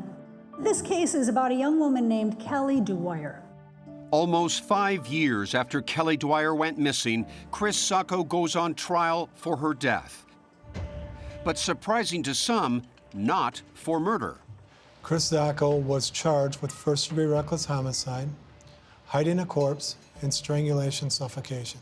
With the media restricted behind courtroom security glass, prosecutor Sarah Hill presents the state's theory of how they believe Kelly died. You will hear evidence that the defendant, Mr. Sacco, was basically having sex with Kelly Dwyer, and he winds up killing her. I think Chris Sacco enjoyed taking women to the brink of death for his own sexual gratification. In fact, investigators interviewed several women who said that Sacco engaged in this type of behavior as far back as high school. And that it was that reckless conduct that wound up killing Kelly Dwyer. And then Mr. Sacco had to do something about it. Chris uses that shower curtain and wraps her up, puts her into the golf bag, and goes down to his parking garage. The police have no evidence to believe that Ms. Dwyer exited the apartment in either a shower curtain or a golf travel bag. Chris Sacco's defense attorneys, Craig Mastantuno and Rebecca Coffey, say the state has it all wrong. Someone did kill Kelly Dwyer, but it wasn't Chris Sacco. This case is more about the state wanting Mr. Sacco to be guilty than having the evidence to prove it. Is there any eyewitness to this alleged crime? There was no eyewitness, no. Is there a CSI moment, some definitive piece of DNA? There was no DNA evidence. The prosecution contends that while the security camera video clearly shows Kelly walking into Sacco's building, she is never seen walking out. She very well could have left the building in a way that wasn't reviewed. The defense argues there is video from several cameras they never had a chance to examine because it was not preserved as evidence. When the defense went to review all of the video evidence, that video was missing. And what about that missing travel golf bag police insist is in the back of Sacco's car? We've looked at that picture. There is no silver bag in his trunk. There is no video of him carrying a bag that would have been a very large bag to fit a woman who is 5'7". There was no video of that because that didn't happen. The cadaver dog evidence seems significant. Canine Molly alerts on the bed in the master bedroom, and she also alerts in the garage. There's no way whatsoever to verify what the officer says this dog alerted to. It wasn't even filmed. And so it's entirely dependent on a police officer describing what she believes her dog was alerting to. And the defense also has an explanation for that video on Sacco's phone, where Kelly appears to be in distress. The government found a video that Kelly Dwyer and Chris Sacco made together. They are calling it strangulation or suffocation. A consensual sexual act is what it depicts. That type of sex is depicted in mainstream motion pictures like 50 Shades of Grey as being engaged in with two consensual adults. If Chris Sacco did not kill Kelly Dwyer, who did? I don't know. I don't think that we know. I think that we know that it could have been a number of other people. The defense says that's because Kelly dated men she had met online. And is the suggestion that she met up with one of these individuals and that that could be the cause of her disappearance? Yes. Yes. Yes. To support that theory, the defense presented a witness who says that he saw Kelly after she was reported missing. Someone who credibly said, I saw her that weekend in the car of another individual. His observation of this individual was very brief at a stoplight. I was sure that it was her. It looked exactly like her. He went to the district station and said, I saw the woman that is being looked for, that's on the posters, that's on TV. Did anyone ever follow up with you about that information? No. You think he's just mistaken? I think he's mistaken. I don't think he was trying to mislead anybody. I just truly believe he's mistaken. After 9 days of argument and testimony, the case seemed to rest on one thing: the quality of the evidence. Ladies and gentlemen, the defendant killed Kelly Dwyer. Every piece of circumstantial evidence supports that. Despite the tragedy of Ms. Dwyer's demise, it's not justice to find Chris Sacco guilty based on conjecture. It's justice to find him not guilty. All of the factors pointed to him. There's no other person that could have done it. It took the jury only 3.5 hours to reach the same conclusion. We, the jury, find the defendant, Chris Sacco, guilty of first-degree reckless homicide as charged in count 1 of the information. Finally, after 5 years of waiting and wondering, there is justice for Kelly Dwyer. As for Chris Sacco, He did look at me when he was being removed. What did you see? He was devastated. And what was Chris's sentence? 31 years. Is that on top of the 19 years? Yes. Chris Sacco is a person who's demonstrated that he poses a danger to society, particularly to women, and someone is dead as a result. that someone was a vibrant and trusting young woman just beginning to find her way in the world. She was a loving person who truly cared about people and loved so much that she didn't really find much fault in anyone. There's this sense of profound loss. Loss for her family, her friends. You see a loss of a light because of one person's selfishness. And that's a tragedy. Tragedy is the best word for it.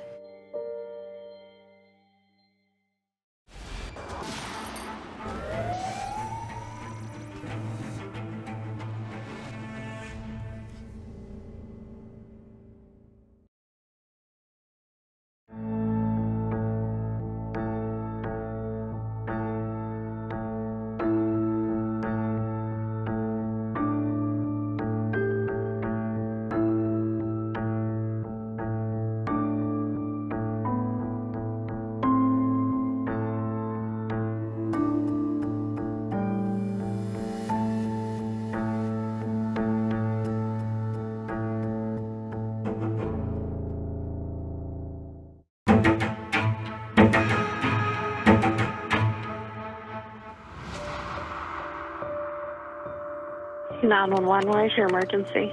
I need the police. My husband's John. No, hurry, please. I think he's still alive. He's making noises. Oh, John! Brother, wake up! Got a telephone call from the Ellis County Sheriff's Office saying, hey, we've had a shooting in your city. Her husband's been shot by an unknown male, I believe, that had broken into the house. When I got there, I met a deputy from Ellis County. Where you at, the bedroom? Please help him! And we see the body on the floor. His name is John. John what? Garner. Excuse me, man, back up on me. He's still warm. Is he alive? No, ma'am. Come on, sweet. Come on. Y'all gotta get him. Y'all gotta get him, please. Did you see who did this, man? Yes. Who? I don't know who. He came in here. He came in the house? Yes. Are we sure he's not here anymore? Chief. Yeah. May still be here. Huh? Don't know yet.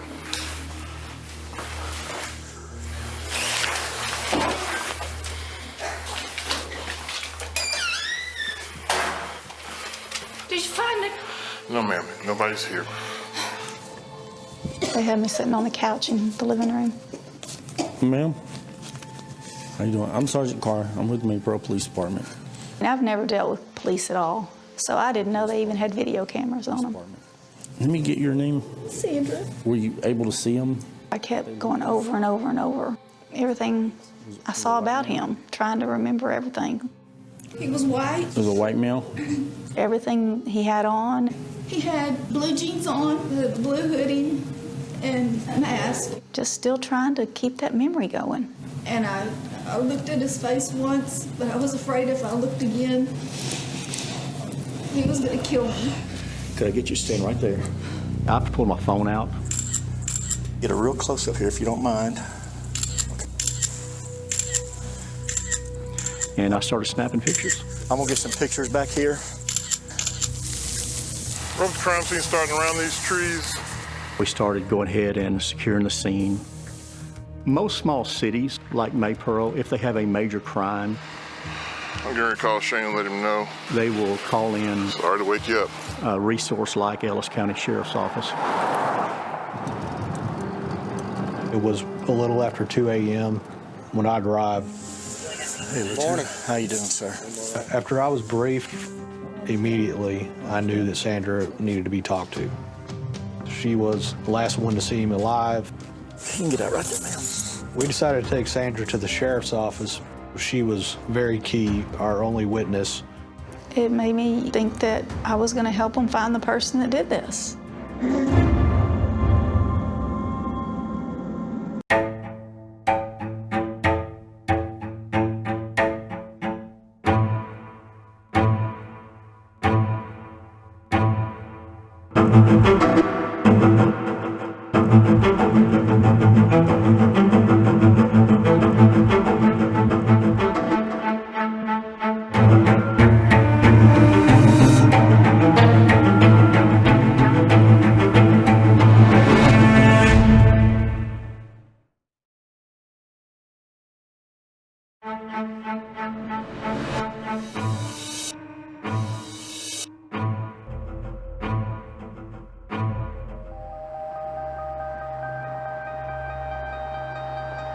You can bet this could be the last place Sandra Garner expected to find herself. Yet here she was, early in the morning of January 2nd, 2018, at the Ellis County Sheriff's Office in Waxahachie, Texas, not far from her home in Maypearl. Can you turn around so you can see the... Just hours earlier, she and her husband John had celebrated their 18th wedding anniversary. And now, after a night of unimaginable violence, she was answering questions about his murder. I didn't mind doing it at all because I wanted to help him as much as I could. Maypearl's chief of police at the time, Boyd Norton, was in charge, assisted by Lieutenant Shane Thompson of the sheriff's office. It was all routine. Sandra's hands were swabbed for gunshot residue, her clothes were collected, and then the questioning began. And I knew I had to stay kind of calm to be able to tell him everything that happened. Did you wake up any before the incident happened? Yeah. Because I felt like if I just let my emotions go, that I would lose it all. And I couldn't lose it. I woke up, and then I heard a gunshot. You heard a gunshot? I heard 2 gunshots. And then somehow I ended up in the floor beside the bed. She says she saw a man holding a flashlight and a gun. I just started screaming, hoping somebody would hear me. He said, "Shut up." I said, "Please don't kill me." And he says, "What I came here to do is done. I didn't come here to shoot you." You were having this conversation with the guy who just shot your husband? Well, I said that, and he said it back to me, yes. She says he seemed to know both her and John, who he blamed for destroying his life years earlier. So I worked my ass off, and then he fired me. He says, "I lost my house, I lost my wife, I lost my kid." He apparently didn't come just to kill John. He also wanted money. He said, your husband had always talked about how he keeps money in the house, and I need that money. I think I earned that money. She went into the closet and she got the lockbox. That closet has a light that comes on when the door opens, and Sandra says that's how she got a glimpse of the killer. He had a mask on. All I could see was his eyes. Was he tall? Was he short? He was taller than me. You recognize the voice? No. She handed him a pile of cash. Exactly how much remains a mystery. I think it was $18,000. That's how much was in there the last time I counted it. $18,000? Yes. Sandra says when he left, the killer gave her instructions that were frightening and a little peculiar. He told her to sit down and count to 100. If he heard sirens, he was going to come back and kill her. So I counted to 100 as fast as I could. 1, 2, 3, 4, 5, 6, 7, 8, 9, 10. That's how fast you counted to 100? Yes. 911, what is your emergency? Then she made that call to 911. There was a man here. I shot him.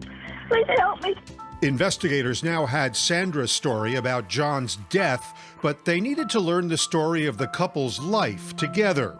Sandra was a twice-divorced mother of 2 when she met John. They worked as managers at the same packaging company in Paris, Texas.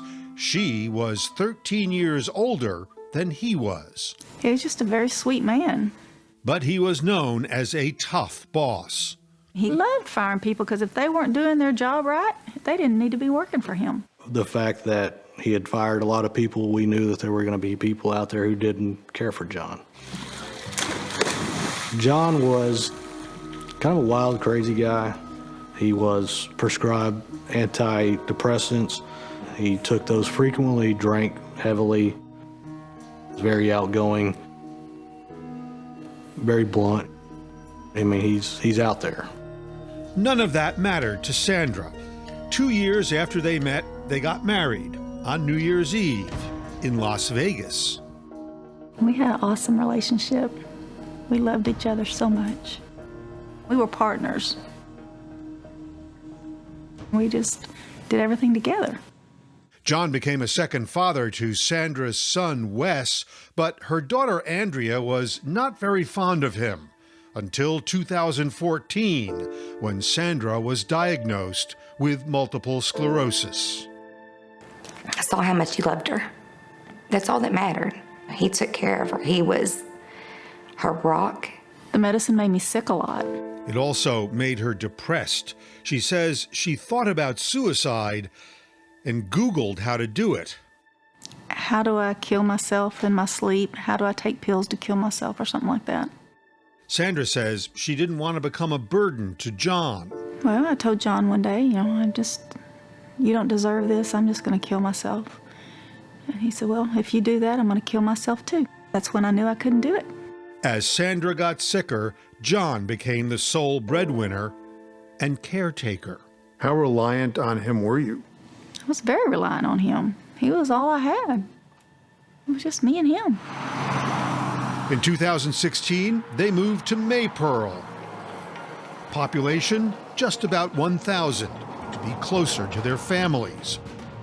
John's father and stepmother bought the house across the street, and John and Sandra's backyard became the gathering place. We were over there all the time. I mean, our family is just, you don't knock on the door, you walk in. Jessica Garner married John's cousin, and she became close to Sandra. Oh, I loved her. She was family. That was John's wife. I mean, you love them. They were super happy. So the news that John had been killed came out of the blue. And I just started screaming. I'm like, no, he's not. It was a nightmare. It was just a nightmare. Several hours after she arrived, Sandra left the sheriff's office to be with the extended Garner family, which had gathered to comfort her. Police body cams captured the scene. I'm like, what happened? What's going on? And she told us the story. Did you believe her? I did. Did everybody in the room believe her? No.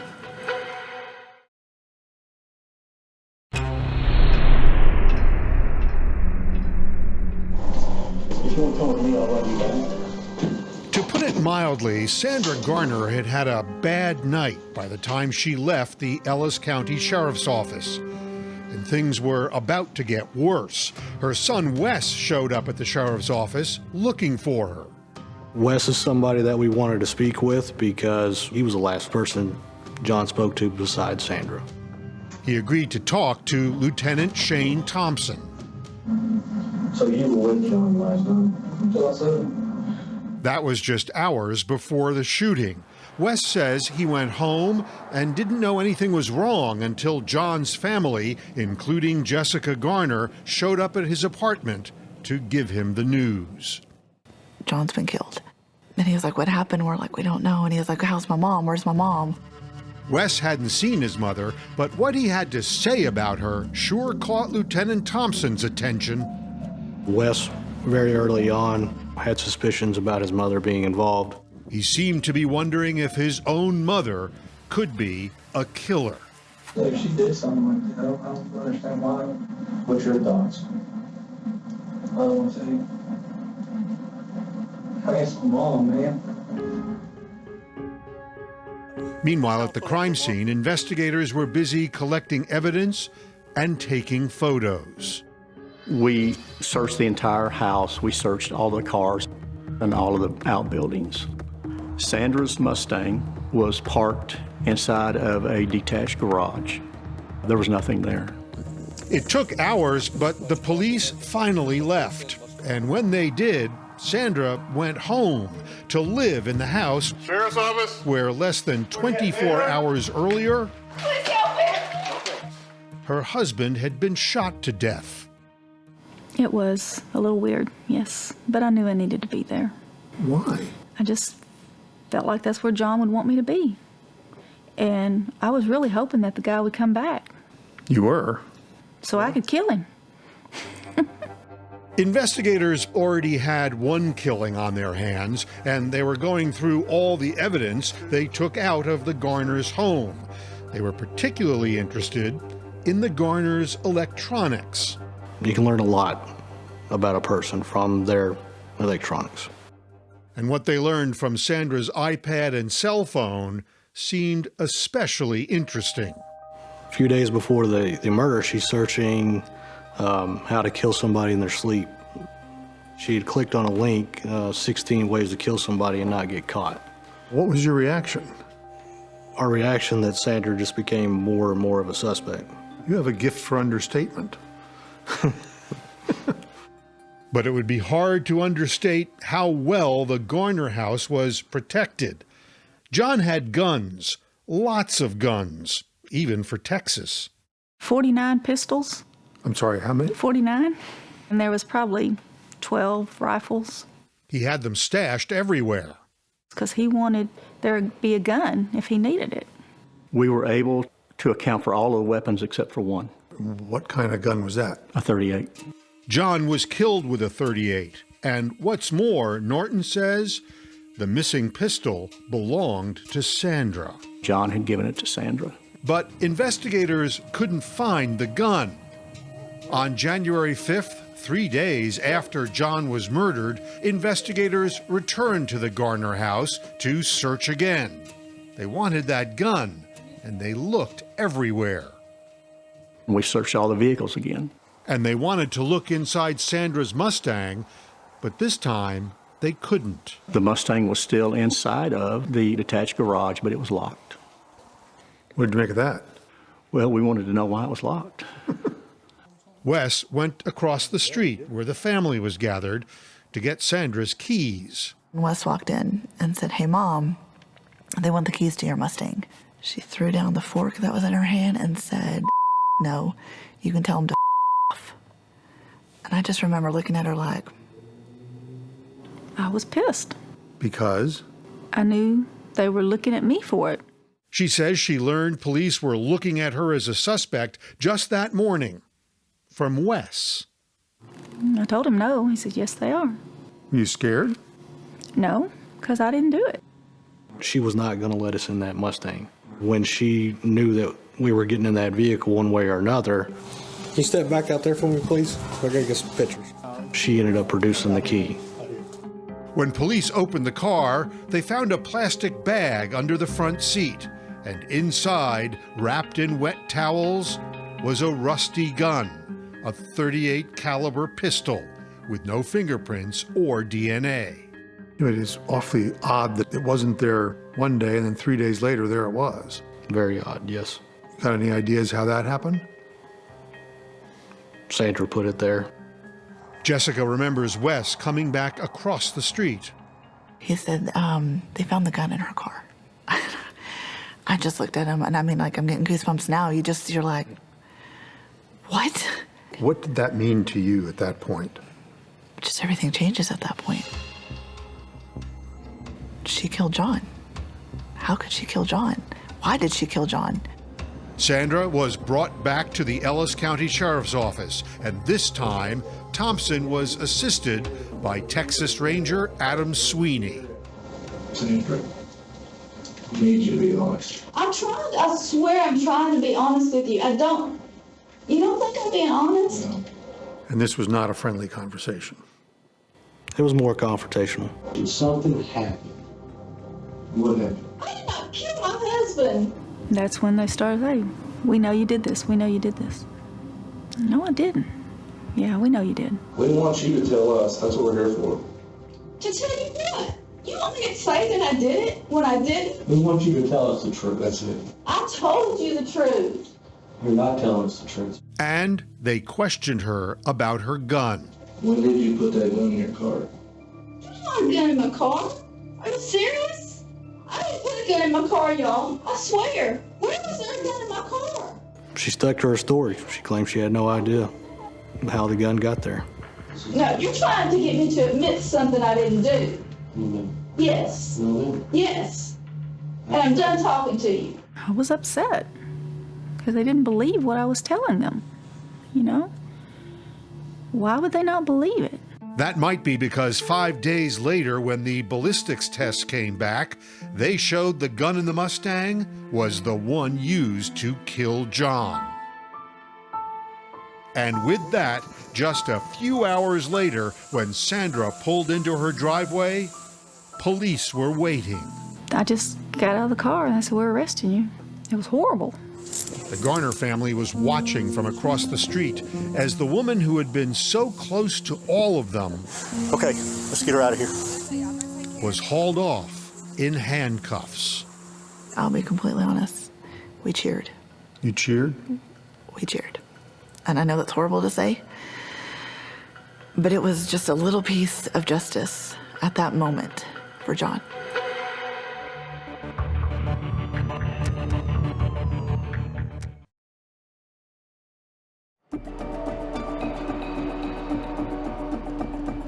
After police arrested Sandra Garner, her bond was set at $2 million. There was no way she could pay that. They made her sit in jail for a year and a half, and that should have never happened. Sandra's attorney, Tom Pappas. She's not the kind of person that would do that to John. In September of 2019, Sandra Garner, aged by prison, got to tell her story to a new audience. Good morning, everyone. In front of a jury when she went on trial in Waxahachie, Texas. Are the attorneys ready for the jury to come in? For murdering her husband, John. Were you prepared for what that was going to be like? No, I didn't know what all was going to be said. I was hopeful. They didn't have anything to prove absolutely that I did it. Mm-hmm. So I was confident. But prosecutors Lindy Beatty and Ricky Sipes believed they had a strong case against her. The murder weapon was Sandra Garner's gun. Anybody you tell this story to says who comes to commit a murder and doesn't bring their own weapon. Beatty ridiculed Sandra's story about a killer coming in, but using Sandra's gun. Damn it! I forgot the gun. At times, she acted out the role of the killer. I wore my trusty mask so no one would know who I was, but I'm gonna have a 10-minute conversation with Sandra about who I am and why I'm doing this. And there were those ghoulish searches on Sandra's iPad about killing someone and not getting caught. Big deal, and we did make a big deal about these. Prosecutors could well have considered this case a slam dunk. Sounds good for us, right? Sometimes we don't get that much. But this was a hard case. We knew we had a mountain of hurdles to overcome in this trial. Make no mistake, she didn't shoot John. The prosecution's biggest hurdles may have been the result of poor police work. Sheriff's Office. Especially Maypearl Police Chief Boyd Norton's lack of experience leading an investigation. Obviously, I had been to many murder scenes, but as far as being the investigator on the scene, this was my first. He had enough experience to know he had to look into all those people John had fired over the years. We interviewed probably a couple of dozen people who had been terminated, and we were not coming up with any suspects. But Norton is more open and more honest than most people would be about the mistakes he made at various stages of the investigation. Was the crime scene secured, in your view, quickly enough to preserve all the evidence? No. I probably should have taken her out of the house and put her in a car. I probably should have bagged her hands, and I should have done some other things. Police might have made a huge mistake by not bagging Sandra's hands.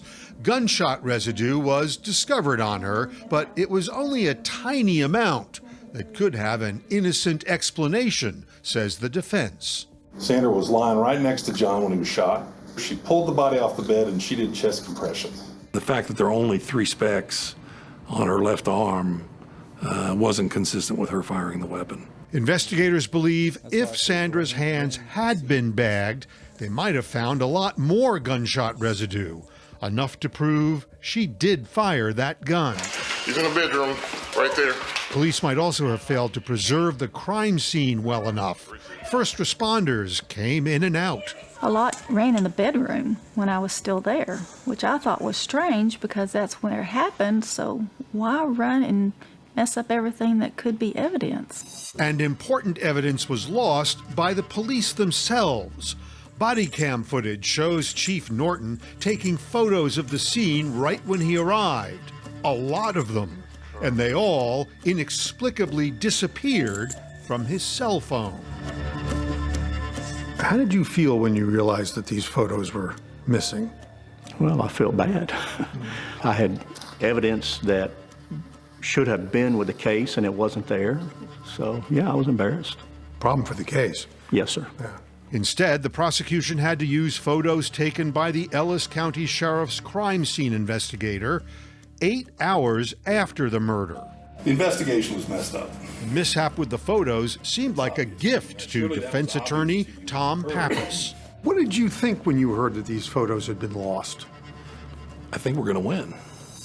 Do you regret not handing this whole thing over to Ellis County right away? I do. I do. When did you realize that that was a mistake? Probably about a week into it. Law enforcement poured their heart and their soul into this investigation.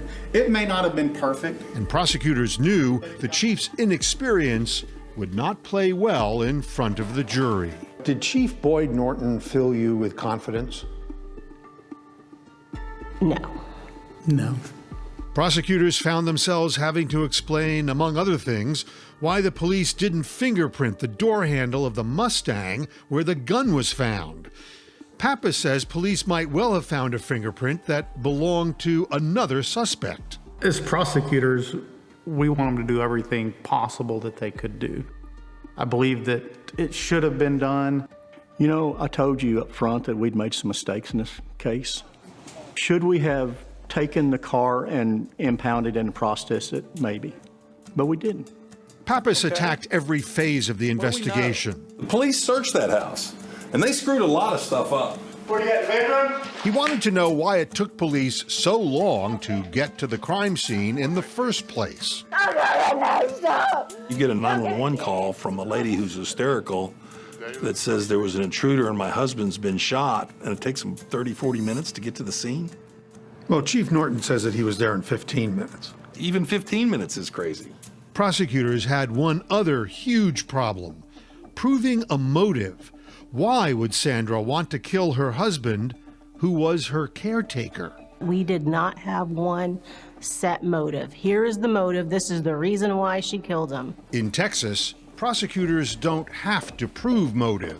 But as a human being, everybody wants to know why. But Pappas says there was one person who was close to John and may well have had a motive to kill him. And what's more, at every turn in the case, he was there. Sandra's son, Wes. We knew Wes was going to be a problem from the get-go. What I say to you, are you going to play it back to my mom? Wes does look bad.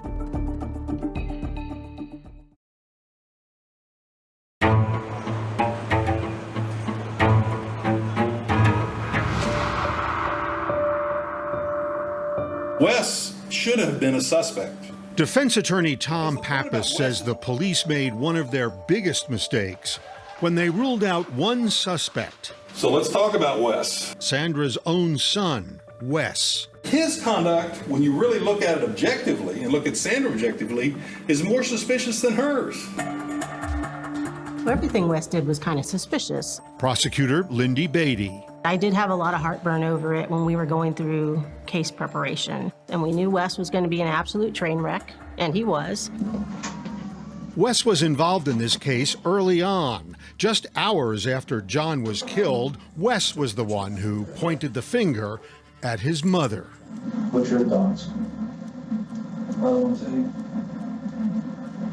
I asked Mom, man. And he kept at it, questioning details of her story. Dog, big dog. The dogs. Why they are. How the so-and-so knew how to get in. And for somebody to sneak up on them like that? One of the hardest things about the case was the magnitude of Wes's disloyalty to her and the things he was doing to try to get her blamed for this. She has never acted like this before. Just jumped out at you. Sandra now says she has come to believe the worst thing a mother could believe about her child. Who do you think killed John? I think it was Wesley. Pappas says those chilling Google searches on Sandra's iPad and iPhone could have been done by Wes. He says Wes had access to the devices that did not require a password. If there's one thing everybody said about Sandra and John, it's they went to bed at 9:30. Those web searches were done between 11 and midnight, just 4 days before the murder. And Pappas says on that same night, Wes was at their house. He's the one that did the website, not her. Went searching for 16 ways. 16 ways to kill. You don't know that for sure, but go ahead. I don't know who else it could have been. I don't think it was John. Wes wouldn't answer our questions, but he always seemed willing to answer investigators' questions, especially about his mother and her gun. I think it was a revolver. She used to keep it in her purse, but I would see it underneath the seat in her car. That's the last time she kept it. He's being a little bit too helpful with the police, saying, hey, look here. After the police searched and failed to find the gun, Lieutenant Shane Thompson talked to Wes again. Somebody has said that your mom owned a .38 revolver. She does have a revolver, but I thought it was in her Mustang, and she says she never put it in her Mustang. And if she did, it'll be underneath the seat. Underneath the seat. The next day, police searched for the gun one more time. Where do they find it? They find it under the seat. Those things really did cause some concern. Wes does look bad. It began to look like someone was setting her up. And I don't know that Wes did that, but it sure looked suspicious. And his conduct was just unexplainable. Pappas believes Wes might have more of a motive to kill John than Sandra did. He says Wes needed money and mistakenly believed he was in John's will. Was he ever a suspect in this? No, he wasn't my suspect. After all, Wes told Chief Boyd Norton he had an alibi for the time John was murdered. I went back home, drank a six-pack of beer, and watched Netflix. And Netflix and phone records seemed to help corroborate his story, at least for a while. There was a record that he'd been on Netflix until about 12:30. There was some phone calls that were made. Oh my God, it's perfect. Like, he's got an alibi. This is fantastic. Until we look at the records and we're like, no, that's not the right time. Prosecutors discovered investigators had made a mistake. The times on those records weren't recorded in Central Standard Time, the local time, which means there was actually no evidence that Wes was watching Netflix or on the phone at the time John was killed. Didn't look good that the cops didn't know which time zone they were dealing with. No, it did not. I would imagine it did not help your case. No. They didn't look at Wes. They didn't understand that he didn't have an alibi. And that's an example of where they just gloss over stuff. They thought they had a rock solid alibi for Wes, but in fact, that was not the case. I was floored at that. The prosecutors insist even though they say Wes looks suspicious at times and he has no alibi, they are confident he is not the killer. Once you meet Wes, it's over. If you just talk to him for any length of time, you know he is just not capable of committing this type of crime. He's just not smart enough, honestly. And she says his stomach isn't strong enough. There's no way that guy can go put a bullet in some guy's head that he loves, see some blood, and there not be a vomit trail, you know, all the way back home. And if Wes did break into the house that night and have a conversation with Sandra, Beatty wonders, how could Sandra not recognize him? My God, people, if it was Wes Miller, she would know her own son. There's no way she doesn't know if it's him. There's no way. Wouldn't recognize his voice? I think I would recognize his voice, but after hearing shot, just all the drama, I can see why I didn't recognize it. Your own son? Yes. Pardon me for saying this, but it's hard to believe. I don't know. I didn't recognize it. There are a lot of questions for Sandra, and unlike most defendants in murder cases, she decided to take the stand. Cameras were not allowed in the courtroom for her testimony. I felt like if it went wrong for me, if I didn't testify, what if I could have saved it? Were you comfortable putting her up? No, of course not. You're never comfortable when your client takes a witness stand. Sandra had trouble on the stand. She struggled to answer some of the questions during a lengthy cross-examination. I think there were some questions about the website searches and the searches surrounding that were difficult, and she simply didn't remember stuff. And they were able to make some points. I thought that we were able to show that she was a liar. As the case goes to the jury, Sandra should know soon if taking the stand was the smart move. Whatever happened, I had to deal with it.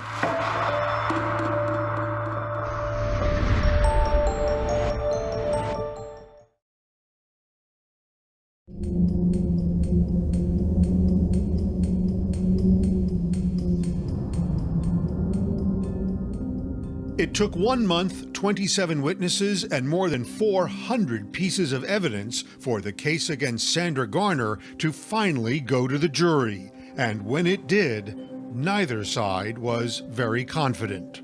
I think I was probably 50-50 at the end of it. I felt like we ended well, so I was hopeful. I was extremely confident 1 minute and just distraught the next. The jurors, however, seemed very clear about their views. They came back with a verdict in just 3 hours. God, I was nervous because it all comes down to this. You're thinking, God, please have done the right thing. Please found justice for this family. Sandra's daughter, Andrea, was holding her breath. The longest 3 hours of my life. What did the quick verdict mean? All rise. It was anyone's guess.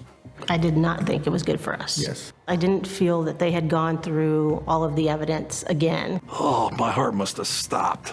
This is bad. It's not good at all. I'm trying to say that so Sandra wouldn't hear. Please be seated. In front of a packed courtroom, Get on the record. the judge read the decision.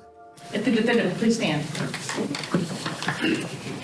The last thing I remember is the juror handing the paper to the bailiff. And I looked down. I could not look. I wasn't ready for a guilty verdict. We, the jury, find the defendant, Sandra Louise Garner, not guilty. Not guilty. And just like that, Sandra Garner was a free woman after 21 months in jail. I felt wonderful. I turned to Tom and was saying, yay, yay. And we hugged each other. I get to go home. I think those are the sweetest words I've ever heard in my life. It was like a weight had been lifted off my shoulders that I had been carrying for nearly 2 years. I gave her the biggest hug I could. I was so happy for her. I tear up just thinking about it. I mean, she's got a chance to try to get some of her life back. Of course, like every verdict, this one was not universally popular. I just remember thinking, they got that wrong. What? There's no way. There's no way. I don't want to watch this. There's no happy ending to this. This isn't happy at all. There she is. There she is. Unless, of course, you are Sandra Garner. We caught up with her the moment she was released from jail. Feels wonderful. Feels wonderful. I was just praying to God and my husband and my daddy just to help them say not guilty, please. Sandra was eager to get back home to the same house where her husband was murdered. I mean, I love my house. And I know it's hard. And I know people think I'm crazy for wanting to be here. But I just want to be as close to him as I can. Living here will mean living across the street from John's parents, who still are convinced Sandra is a murderess who killed their son and whose family is still grieving. John should still be alive. We should still be a family. That was taken from us. There should be justice for his killer. There's not. There never will be. None of us have talked to her. None of us want to talk to her. Andrea Miller is worried about her mother. One of the most important pieces of her life isn't here. And she has to live with that on a daily basis. Sissy, come here. I'm scared that something's going to happen to her. I gave you a copy. Sandra's attorney, Tom Pappas, is also worried about her safety. There's a murderer that hasn't been arrested that's still out there. Part of Sandra's, I'm tearing up now. Part of Sandra's... Well, let me ask Amy, why are you tearing up? Tell me about it. Because I care about her. I care what happens to her. I care what happens to the people around her. Whatever happens to Sandra, it likely will happen without her son, Wes. Prosecutors and police believe they tried the right person and don't consider Wes a suspect. But Sandra and Andrea are no longer speaking to him. He does not deserve to be part of my mother's life anymore. As far as I'm concerned, I don't have a brother anymore. This is a tough question. Do you still love your son? Not like I used to, no. I have not spoke to him at all. He did me really wrong. And what toll has that taken on you? It's very hurtful. But he chose that. I didn't. Sandra Garner is now free to spend time with what remains of her family. She knows others still see her as a killer who got away with it. In the eyes of the law, she is not guilty, and the case against her is forever closed. Under the law, you cannot be charged with this crime again, even if you say you did it. So let me ask you, did you kill your husband? No. Man was the love of my life. I told you he was all I had. He was going to take care of me for the rest of my life. Without him, I have nobody. No, I didn't kill my husband.